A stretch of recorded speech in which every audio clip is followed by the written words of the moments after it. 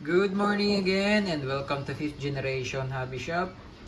Welcome to another video testing. Ang video na ito para kay Sir Carl ng Palawan, WE 1911 MEU all black. Ayan. So ang pinag-iba lang nito doon sa ating isang 1911 Classic, ito yung grip cover is rubber na siya. Ayan, rubber, hindi siya plastic. And this is full metal also, metal slide, metal frame, metal grip. Then itong cover niya, yan nga, rubber. Then capacity is 15 rounder capacity pa rin, single stock. With skeletonized na yung trigger and also the hammer. Ayan, then kagandahan yung sight niya, tritium sight. Ayan, meron siyang 3 dots. Kitang kita. Ayan, may markings siya dito. So, ayan, 1911 MEU. Tapos, ito naman, ambi na yung yung ano niya, yung manual safety. Ambidextrous na. Tapos, magkabilaan na yan. Ayan. So, ito naman, lever tail safety. Kagandahan niya. Serrations niya, front and rear na rin.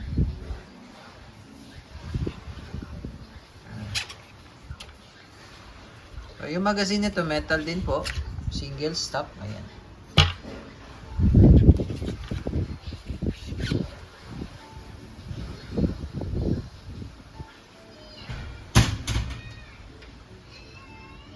Diba ganda? Okay, Sir Carl ng Palawan.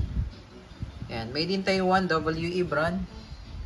Gas blowback, airsoft pistol. So, testingin natin, sir. Lagyan natin ng gas and BBs. Okay, testing po, loaded. Single stock. May gas na rin to. Ayan, 1911 MEU.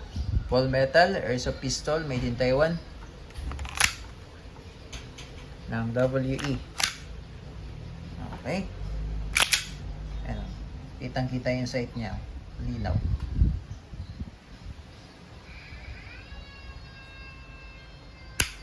Ay, sorry, wala palang gas. Sorry guys, hindi pa pala nalagyan ng gas. Okay? So ito, may gas na talaga to. So, testing.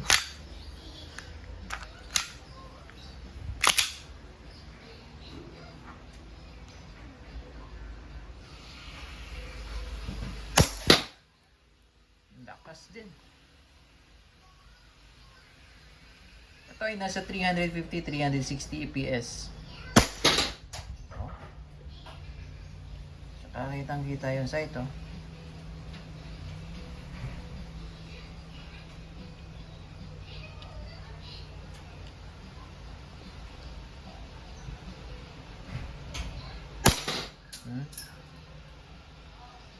Diba? Ganda.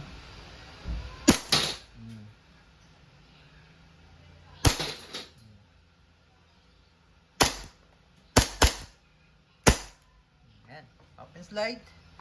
Release magazine. Hammer down.